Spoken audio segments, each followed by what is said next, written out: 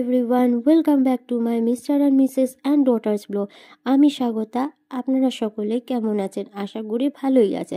আমিও ভালো আছি আপনাদের আশীর্বাদ আর ভালোবাসার মাধ্যমের মধ্য দিয়ে। হঠাৎ আমার ননদ আমাকে এসে বলে যে চলো বৌদি, আজকে আমি আর তুমি দুজন মিলে রাম মন্দির থেকে ঘুরে আসি। যেই বলা আর সেই কাজ। তারপর রেডি হয়ে বেরিয়ে পড়লাম রাম মন্দিরের উদ্দেশ্যে। তারপরে আমি আর আমার ননদ দুজন মিলে রিক্সা করে চলে আসলাম রাম মন্দিরে। আর এই হনুমান মূর্তিটি প্রায় 150 ফিট উঁচু। এই রাম মন্দিরটি কলকাতার নিউ টাউনে অবস্থিত।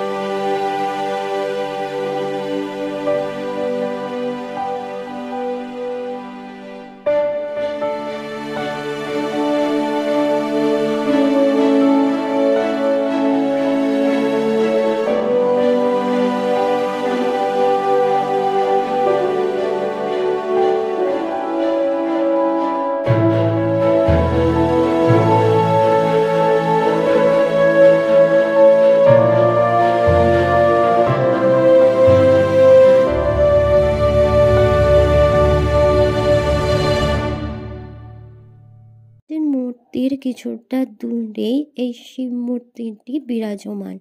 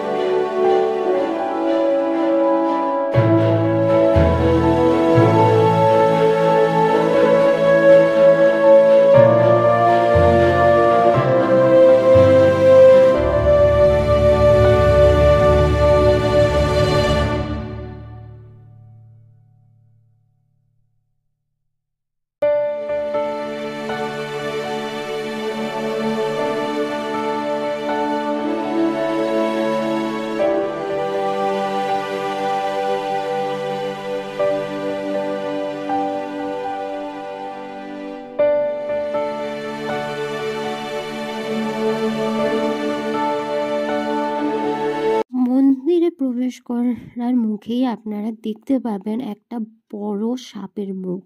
সাপের মুখ দিয়েই আমরা সোজা পৌঁছে যাব শিব মন্দিরের কাছে। সাপের মাথার উপরে নানান ধরনের দেবদেবী বিরাজমান করছে। এছাড়া আমার চোখে পড়ল শ্রীকৃষ্ণের কালিয়া দমনের দৃশ্য।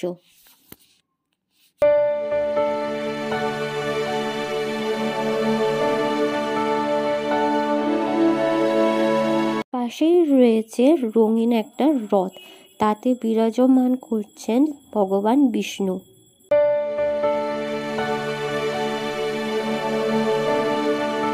মন্দিরে প্রবেশ করার আগেই দেখতে পাবেন ভগবান শিব ঠাকুর বিরাজমান করছে। যখন আমি মূল মন্দিরের মধ্যে প্রবেশ করলাম তখন আমি পুরো অবাক হয়ে গেছিলাম।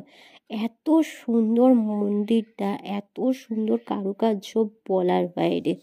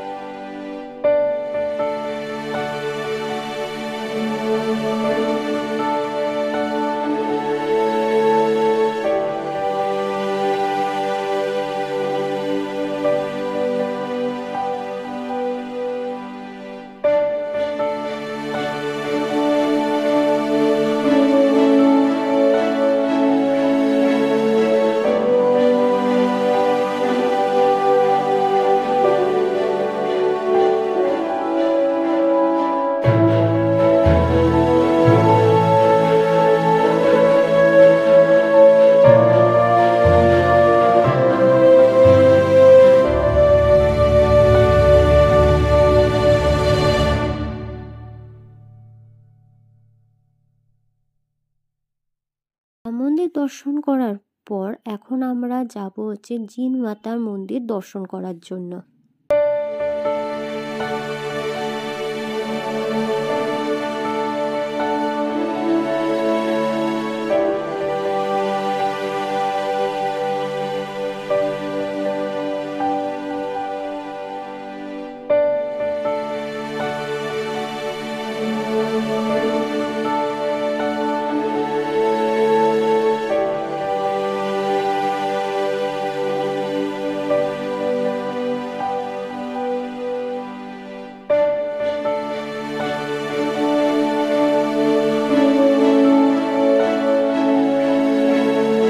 জিন মাতার মন্দির দর্শন করার পর এখন আমরা যাচ্ছি হচ্ছে শ্রী শ্রী বালাজি বাবুসার মন্দির দর্শন করার জন্য।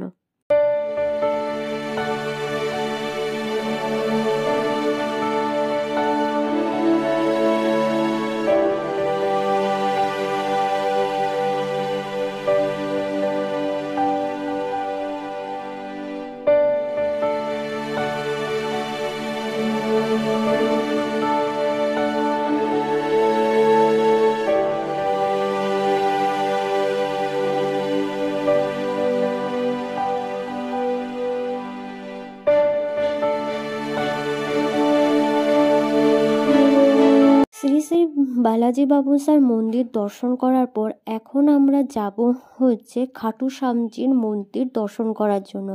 এটা কিছুদিন আগে নতুন উদ্বোধন করা হয়েছে।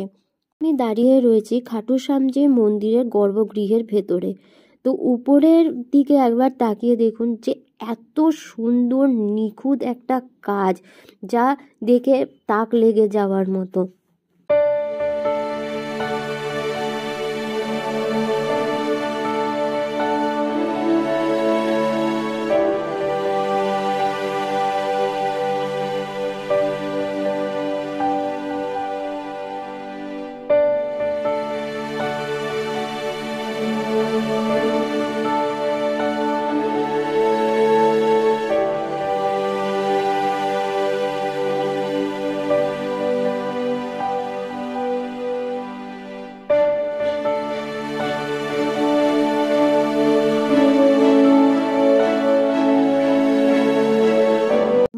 দর্শন করার পর এখন আমরা যাচ্ছি হচ্ছে ইকো পার্কের দিকে।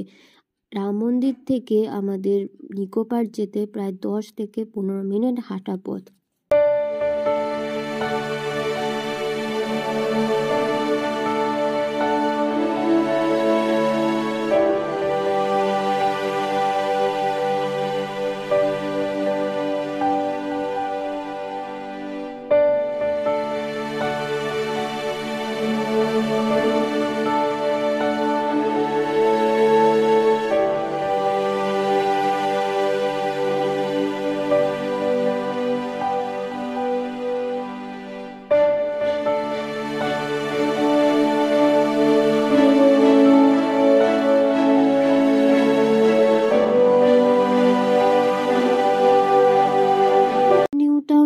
এখন নিউ টাউনের মধ্যে আকাশ পাতাল তফাৎ আমার নজর পড়ল।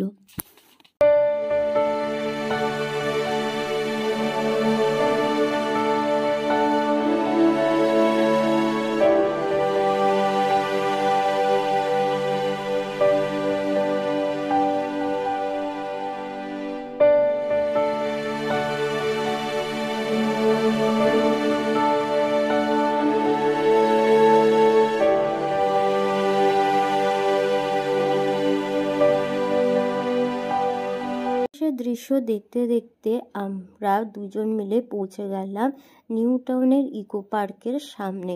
মাথা পিছু 30 টাকার টিকিট কেটে ঢুকে পড়লাম ইকো পার্কের ভেতরে।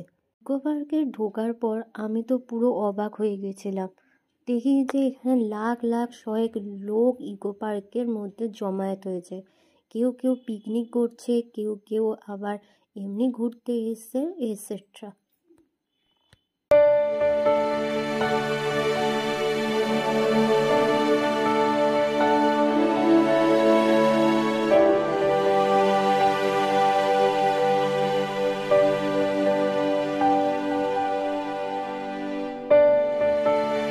ঘুরতে ঘুরতে আমরা আমরা পৌঁছে গেলাম রিনিউয়েবল এনার্জি মিউজিয়ামের সামনে।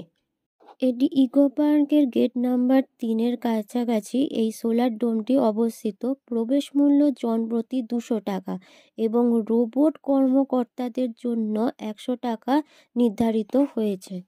প্রায় 2000 সোলার প্ল্যানেট স্থাপন করা হয়েছে।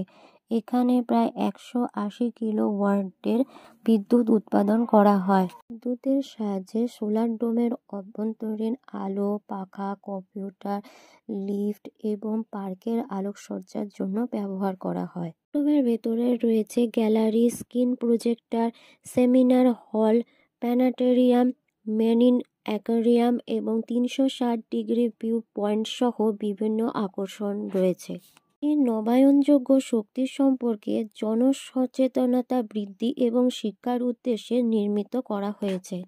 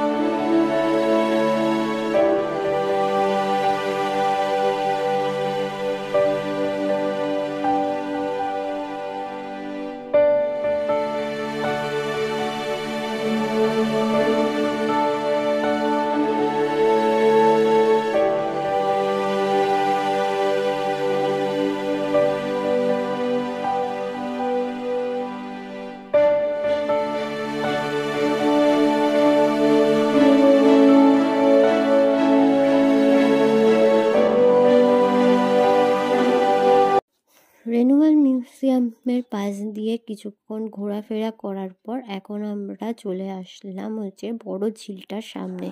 এখানে কিছুক্ষণ সময় কাটানোর পর আমরা আবার বাড়ির উদ্দেশ্যে রওনা দিলাম।